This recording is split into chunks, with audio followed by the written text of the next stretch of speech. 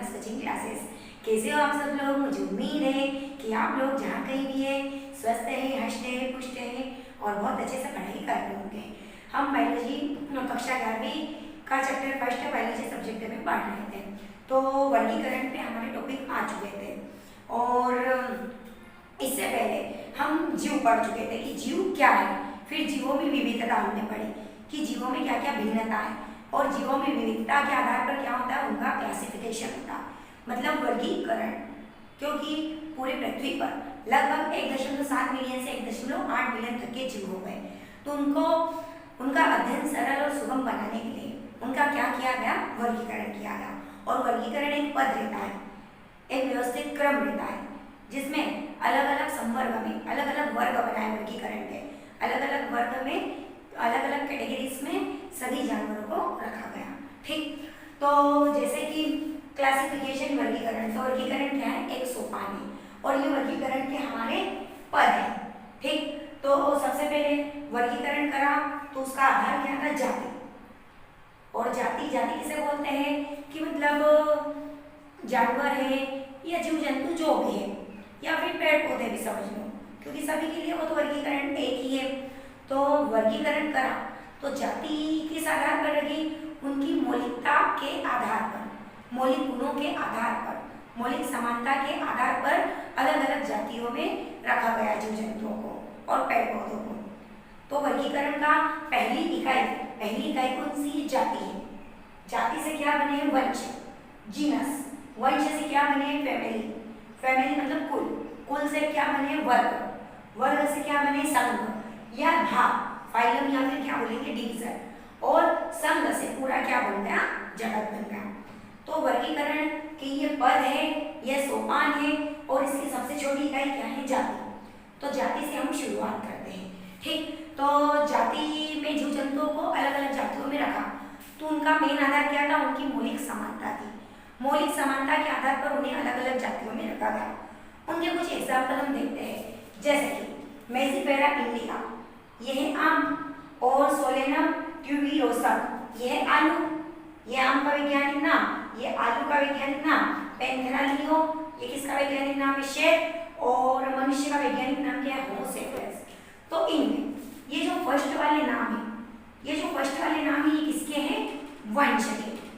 और ये बाद वाले जो नाम है ये किसके हैं, जाति के।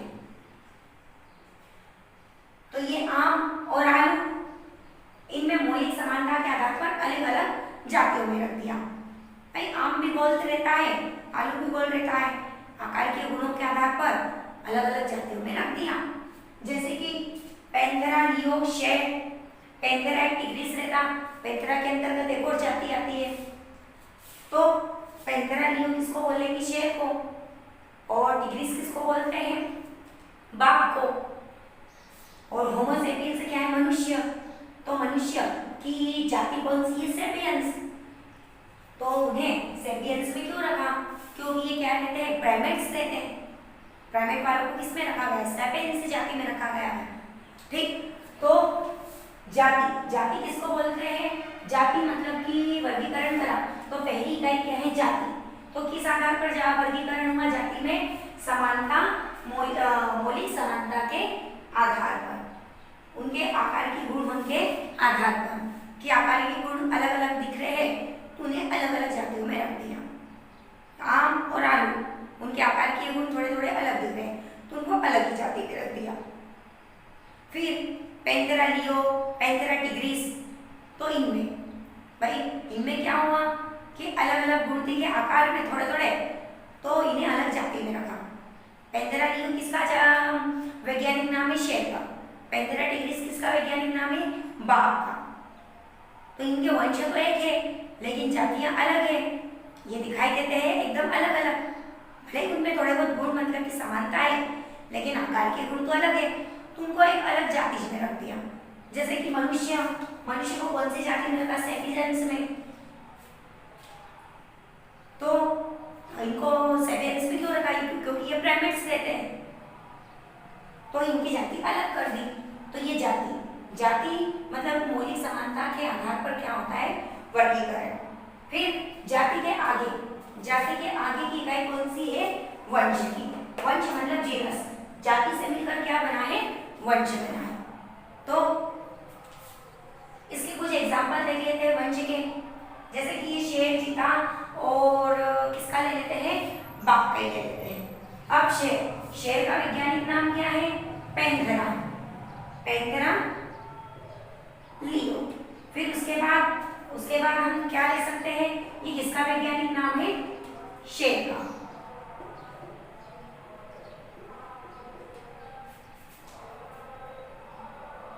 पैंथेरा टिग्रिस, किसका वैज्ञानिक नाम है, बाघ का। और पैंथेरा पाइडस, किसका वैज्ञानिक नाम है, चीता का। अब शेर, बाघ, चीता, तीनों के देखो ये वंश तीनों के एक है, लेकिन ये जातियां क्या है, अलग। तो ये शेर का वैज्ञानिक नाम पैंथेरा लियो है और इसका वंश क्या है, पैंथेरा है। ये क्या चल रहे हैं, वंश चल रहे हैं, तीनों के वंश क्या है, पैंथेरा है। बाघ का वैज्ञानिक नाम पैंथेरा टिग्रिस है और चीता का क्या है, पैंथेरा पैंथेरा पार्डस है। तो तीनों के देखो वंश तो एक समान है, तीनों के वंश क्या है, समान है, लेकिन ये जातियां क्या है, अलग अलग है। तीनों की जातियां क्या है, अलग है। तो ये जाति से मिलकर क्या बन रहा है, वंश। तो वर्गीकरण की दो इकाइयां हमारी क्या है, एक तो है जाति, दो इकाइयां तो नहीं, ये पूरी की पूरी इकाइयां हैं और दो इकाइयां हम पढ़ चुके हैं। पहली इकाई क्या है, जाति। तो वर्गीकरण करा तो किस आधार पर जाति, अलग अलग जातियां मतलब बांट दी उनके आकार की, उनके आधार पर। फिर उसके बाद उनमें कुछ समानताएं दिखाई दी, है ना, और उनमें कुछ समानताएं दिखाई दी, तो उनसे मिलकर क्या बना दिया, वंश। जैसे कि फॉर एग्जाम्पल शेर, बाघ, चीता, तीनों में भाई इसमें कुछ क्वालिटीज एक जैसी रहती है, जैसे कि तीनों फुर्तीले भी रहते हैं। फिर क्या बोल सकते हैं हम, मांसाहारी प्राणी है, डेंजरस भी है ये, और इनमें मतलब कि ऐसे कुछ गुण समान है, तो कुछ गुण समान है, तो उस आधार पर इनके क्या कर दिया, वंश एक कर दिया, इनको एक ही वंश में लगा। कौन से वंश में, पैंथेरा में। और इनकी जातियां क्या कर दी, अलग। आकार के गुण देखो, जातियां कैसे, जैसे कि शेर, तो शेर में चेहरे पर कैसे बाल रहते हैं घने घने और उसका चेहरा अलग ही रहता है। फिर उसके बाद बाघ, तो बाघ में वैसे शरीर पर धारियां रहती है ना, शरीर पर धारियां रहती है। और फिर चीता, तो चीता पर ऐसे गोल ऐसे धब्बे रहते हैं। भाई वो तेंदुआ देखा है, तो तेंदुआ का जो बड़ा वर्ग रहता है उसे को हम चीता बोल सकते हैं। तो जो चीता है उसमें ऐसे गोल धब्बे रहते हैं। तो अब तीनों में आकार के गुण थोड़े अलग है, तो उनकी अलग अलग जातियां कर दी, लेकिन कुछ गुण उनके एक जैसे कि मांसाहारी है, फुर्तीले है, चकोर है, फटाक से शिकारियों का भक्षण कर लेते हैं, पकड़ लेते हैं, शिकार कर लेते हैं। और उनमें ये कुछ क्वालिटीज है, तीनों की स्पीड भी अच्छी है दौड़ने की, तो उनकी ये कुछ क्वालिटीज एक जैसी है, तो उस आधार पर इनको क्या करा, एक जैसे वंश में रखा। जैसे कि सब्जियों में हम ले लेंगे कि आलू, बैंगन, टमाटर, इन तीनों की जातियां अलग है, लेकिन तीनों का वंश एक है। तीनों का वंश क्या है, सोलेनम है। तीनों का वंश क्या है, सोलेनम। आलू, टमाटर, बैंगन, तो तीनों की जातियां ऐसी अलग है, लेकिन वंश इनके क्या है, एक जैसे। इनका वंश कौन सा है, सोलेनम है। तो ये हो गए हमारी दो इकाइयां। अब वंश से क्या मिल जाते हैं, कुल। उनके कुछ जाति में तो बहुत सारे गुण सेम रहेंगे, वंश में थोड़े बहुत गुण सेम रहते हैं, और फिर वंश से मिलकर क्या बन जाते हैं, कुल। आगे का हमारे पास टॉपिक क्या है, कुल का। आगे की इकाई हमारी कुल की है। तो जाति से वंश और जाति और वंश से मिलकर क्या बनते हैं, कुल।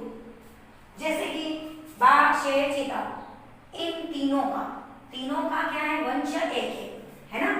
इन तीनों का वंश क्या है, एक, लेकिन इन तीनों को कौन से कुल में रखा गया है, फेलिडी कुल में। कौन से कुल में रखा है, फेलिडी। और वो भी इस फेलिडी में कौन आती है, बिल्ली आती है ना। ये वंश से मिलकर क्या बन रहे हैं, कुल बन रहे हैं। कि वंश से मिलकर क्या बन रहे हैं, कुल। बिल्ली का वंश क्या है, फैलेसी, और इसका कुल क्या है, फेलिडी। तो बिल्ली का वंश है फैलेसी और इनका वंश है पैंथेरा, है ना। इनका वंश क्या है, पैंथेरा ये वंश, और बिल्ली का वंश क्या है, फैलेसी है। लेकिन इन दोनों को क्या करा, एक ही कुल में रखा। ये इसमें कौन से कुल में, फेलिडी को। इन दोनों को क्या करा, सॉरी मतलब कि बाघ, शेर, चीता, इनको और बिल्ली को एक ही कुल में रख दिया। कौन से कुल में, फेलिडी कुल में।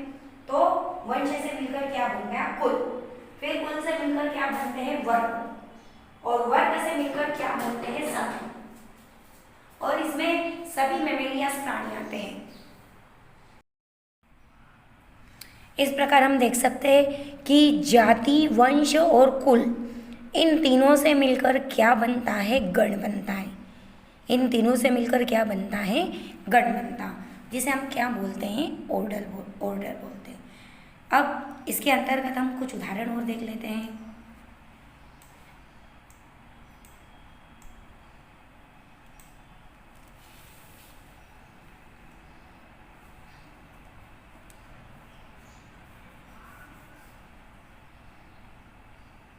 जैसे कि कॉर्नवॉलियसी और सोलेनेसी को कौन से गण में रखा गया है, पॉलीसोनी एलस गण में रखा गया है।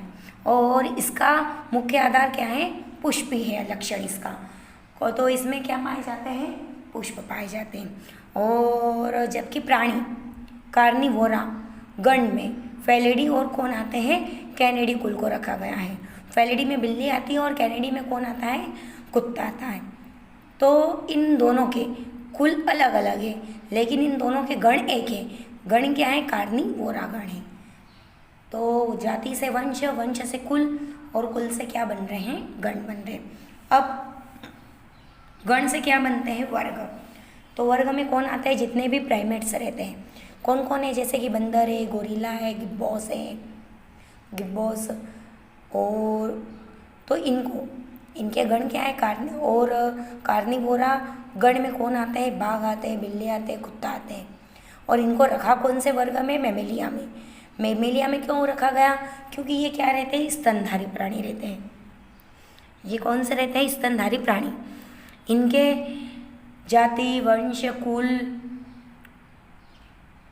गण ये अलग अलग है, लेकिन इनका वर्ग क्या है, एक है। कि बंदर, गोरिल्ला और गिब्बास को कौन से वर्ग में रखा गया है, मैमेलिया वर्ग में। और कार्निवोरा गण में कौन आते हैं, बाघ, बिल्ली और कुत्ता आते हैं। और इनके सभी के वर्ग क्या है, मैमेलिया वर्ग है। इन सभी के वर्ग क्या है, मैमेलिया है। गण इनके अलग अलग हैं, लेकिन सभी के वर्ग क्या है, मैमेलिया। मतलब गण से मिलकर क्या बन रहा है, वर्ग। ठीक। अब वर्ग से मिलकर क्या बनेगा, संघ। तो संघ भी हम देख लेते हैं। तो संघ में जाति से वंश, वंश से कुल, कुल से क्या आते हैं, गण, गण से वर्ग, और वर्ग से क्या बन जाएंगे, संघ बन जाएंगे, जिसे हम फाइलम बोलते हैं, डिवीज़न बोलते हैं। तो इनको एक संघ में किस आधार पर रखा गया, जैसे कि पृष्ठरज्जु जिसमें आती है ना। पृष्ठरज्जु मतलब कि रीढ़ की हड्डी। तो इनका एक अलग संघ बना दिया। इनका अलग संघ कौन सा बना दिया, कॉर्डेटा बना दिया। कौन सा संघ बना दिया, कॉर्डेटा। और नॉन कॉर्डेटा में कौन आते हैं, जिनमें रीढ़ की हड्डी नहीं पाई जाती। तो जैसे कि वर्ग जिसमें मछली, उभयचर मतलब जो जल और थल दोनों में रह सकते हैं। सरीसृप मतलब रेंगने वाले पक्षी और स्तनधारी आते हैं। इनको अगले उच्चतर संवर्ग है ना, मतलब कि जाति, वंश, कुल, वर्ग, गण इनसे मिलकर संघ बन रहा। तो इन्होंने क्या करा, एक संघ का निर्माण करा। इन सभी को एक समान गुण, जैसे कि पृष्ठरज्जु मतलब नोटोकॉर्ड या कॉर्डेटा। पृष्ठरज्जु जिनमें रीढ़ की हड्डी पाई जाती है। तो इनको सभी को एक ही संघ में रख दिया, कि जिनमें रीढ़ की हड्डी आती है उनको एक संघ में रख दिया। कौन से संघ में, कॉर्डेटा। और नॉन कॉर्डेटा में जिनमें रीढ़ की हड्डी नहीं आती। ठीक, तथा इनका पृष्ठीय खोखला तंत्रिका तंत्र होने के कारण आधार पर कॉर्डेटा संघ में रखा गया है। और पौधों में इन वर्गों में जिसमें कुछ ही एक समान लक्षण होते हैं और उनका उच्चतम वर्ग संवर्ग रख दिया गया। तो हम क्या देख रहे हैं कि जाति से वंश, वंश से कुल, कुल से क्या बन रहा है गण, गण से वर्ग, वर्ग से क्या बन रहा है संघ, और संघ से क्या बन गया पूरा जगत बन गया। और जगत में भी जैसे कि पृथ्वी पर रहने वाले, स्थल पर रहने वाले जानवरों को अलग कर दिया, फिर उसके बाद हम क्या बोल सकते हैं जल में रहने वाले जानवर है, पेड़ पौधों को अलग कर दिया, अलग किंगडम कर दिया उनका क्लासिफिकेशन, लेकिन इन सब से मिलकर क्या बनता है जगत ही बनता है। तो इसी के साथ हमारे मतलब कि जो वर्गीकरण की 7 इकाइयाँ थी, है ना, वर्गीकरण की 7 इकाइयाँ, 7 इकाइयाँ जिसकी सबसे छोटी इकाई कौन सी है जाति, जाति से मिलकर क्या बना है वंश, वंश से क्या बना है कुल, कुल मतलब कि फैमिली, फैमिली से मिलकर क्या बनता है गण बनता, गण जिसे हम बोलते हैं ऑर्डर, ऑर्डर से मिलकर क्या बनता, ऑर्डर से मिलकर क्या बनता है वर्ग, और वर्ग से क्या बनता है संघ या डिवीज़न, और डिवीज़न से क्या बन जाता पूरा जगत। इसके अलावा हम कुछ जानवरों और पौधों के नाम और उदाहरण देख लेते हैं कि उनका वर्ग कौन सा है, संघ कौन सा है, जाति कौन सी है, वंश कौन सा है। तो आइए हम देखते हैं आगे।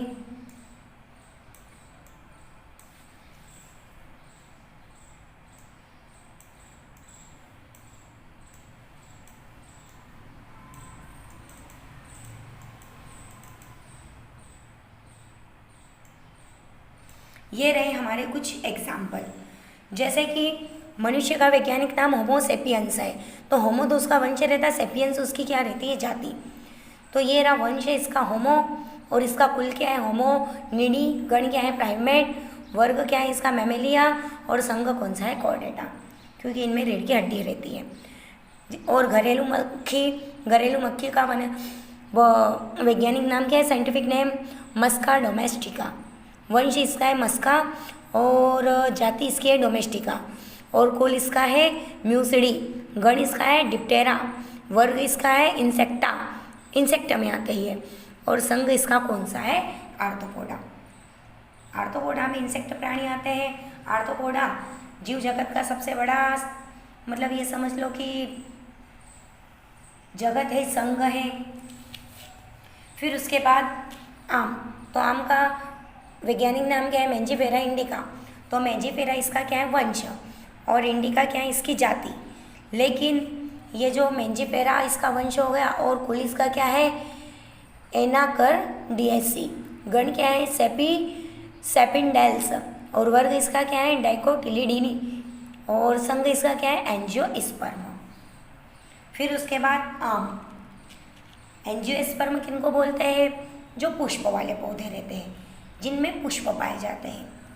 और जैसे कि गेहूँ, तो इसका वैज्ञानिक नाम है ट्रिटिकम एस्क्यूम, तो ट्रिटिकम इसका क्या है वंश, और एस्टिवम क्या है इसकी जाति, और कुल क्या है इसका पॉइसी, गण क्या है पोइलम, वर्ग क्या है मोनोकोटिलिडनी, और इसका संघ क्या है एंजियोस्पर्म।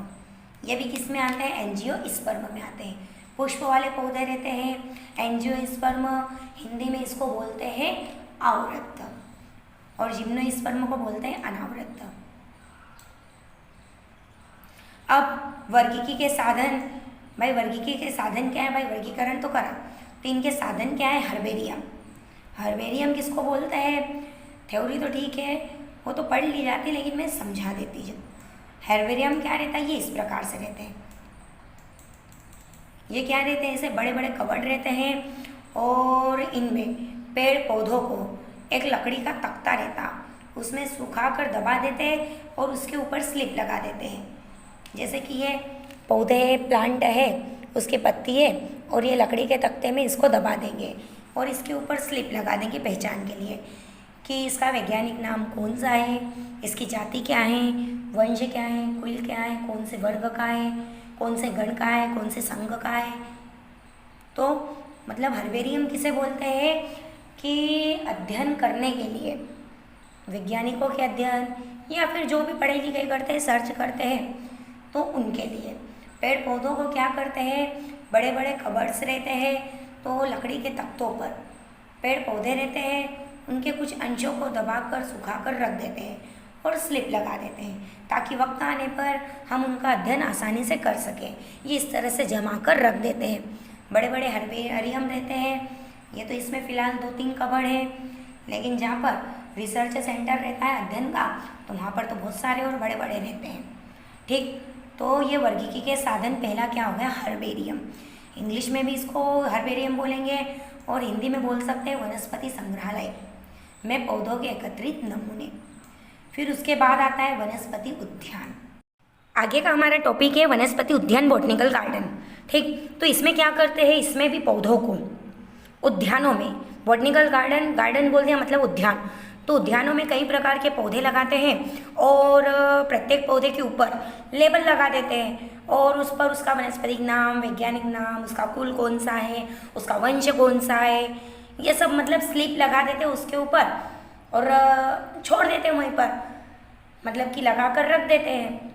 और इनमें पेड़ पौधे क्या रहते हैं, लगे हुए रहते हैं, जीवित अवस्था में रहते हैं। उद्यान बोल दिया मतलब जहाँ पर पेड़ पौधे उगाए जाते हैं, है ना। तो अब कुछ हमारे उद्यान कौन कौन से हैं, वनस्पति उद्यान। एक तो है बॉटनिकल गार्डन क्यू, जो कहाँ पर है, इंग्लैंड में। दूसरा है इंडियन बॉटनिकल गार्डन, जो कहाँ पर है, हवाड़ा में, और हवाड़ा हमारे प्यारे से भारत देश में है। और national botanical research institute Lucknow, ये भी कहाँ पर है, हमारे देश में है, भारत देश में। तो वनस्पति उद्यान मतलब जहाँ पर पौधों का, जीवित पौधों का, है ना, जीवित पौधों का, मृत पौधों का नहीं। कौन से पौधों का, जीवित पौधों का। और जो हर्बेरियम था, तो हर्बेरियम में क्या रहते थे, मृत पौधे रहते थे, और इनमें क्या है, जीवित पौधे, जीवित पौधों के उद्यान बने हुए हैं। तो उद्यान तो बहुत अच्छी जगह है, अध्ययन करने में भी सहायता प्रदान करता है, और अध्ययन के साथ साथ हम टहलना चाहे और वहाँ पर हम ताज़ी शुद्ध हवा भी ले सकते हैं गार्डन में। ठीक, तो वनस्पति उद्यान में अध्ययन करने के कुछ उद्यान हैं जहाँ पर जीवित पौधों का संग्रहण होता है, उनको एकत्रित लगाते हैं, मतलब कि एक ही जगह पर लगा देते हैं और उनका रिसर्च करते हैं, अध्ययन करते हैं। फिर उसके बाद संग्रहालय और म्यूज़ियम। तो इनमें क्या रहते हैं, म्यूज़ियम किसको बोलते हैं, जहाँ पर प्राणी और पौधों के क्या रहते हैं, अवशेष रहते हैं, उनको बोलते हैं म्यूज़ियम, या फिर बोलेंगे संग्रहालय, है ना, या फिर क्या बोलेंगे, संग्रहालय। तो संग्रहालय कॉलेजों में भी रहते हैं, शैक्षणिक संस्थाओं में भी रहते हैं, ताकि वहाँ पर उनका अध्ययन कर सके। तो संग्रहालय में क्या करते हैं, कंकाल, फिर क्या बोल सकते हैं, प्राणियों के अवशेष, उनके नमूने, पौधों के नमूने, कीट पतंगों, पक्षियों को, स्तनधारी को क्या करते हैं, भर लेते हैं इनको, मतलब कि इकट्ठा कर लेते हैं और अध्ययन करने के लिए रख देते हैं। प्राणियों के कंकाल भी रहते हैं। तो म्यूज़ियम में क्या रहते हैं, उनके अवशेष, प्राणी और पेड़ पौधों के अवशेषों को रखते हैं, है ना। फिर उसके बाद आता है प्राणी उपवन, मतलब कि प्यारा सा चिड़ियाघर, जूलॉजिकल पार्क, जहाँ पर सब लोग घूमने जाते हैं, बहुत आनंद लेते हैं जानवरों का, उन्हें देखकर बहुत ही मतलब कि खुश होते हैं बच्चों का तो मनपसंद जगह है। तो प्राणी उपवन, चिड़ियाघर, तो ये मनोरंजन के तो साधन है, लेकिन उससे ज़्यादा वहाँ पर चिड़ियाघर जाते क्यों हैं, ताकि हमें अलग अलग जानवरों के बारे में पता चल सके, उनका अध्ययन कर सकें, उनका रिसर्च कर सकें। भाई प्राणी उपवन, बहुत अलग अलग प्रकार के जीव जंतु जानवर वगैरह रहते हैं, शेर, बाघ, चीता, भालू। अभयारण्य, उनमें हिरण रहते हैं, स्नेक्स रहते हैं, पक्षी भी रहते हैं। चिड़ियाघर में रहते हैं कि नहीं रहते हैं। तो चिड़ियाघर बच्चों के मनोरंजन का साधन तो है, बच्चों क्या बड़े भी जाते हैं, घूम फिर लेते हैं, जानवरों के साथ भी थोड़ा सा वक्त व्यतीत कर लेते हैं, उनको समझने की कोशिश करते हैं। तो उससे हमारा मन तो मतलब हमें बहुत अच्छा लगता है, लेकिन वो अध्ययन का भी एक मेन पॉइंट है, रिसर्च सेंटर एक तरफ से समझ सकते हैं, वैज्ञानिक, स्टूडेंट्स के लिए, प्रोफेसर्स के लिए। ठीक, तो ये क्या है, वर्गीकी के साधन हमारे चल रहे हैं कि वर्गीकरण करते थे इनके साधन और कौन कौन से हो सकते हैं। ये रे उपवन, ये गेंडा, फिर उसके बाद हाथी, बाघ, बतख, ये रे बाघ, ये इनको बोलते हैं बाघ, धारी वालों को, है ना। हमारे देश का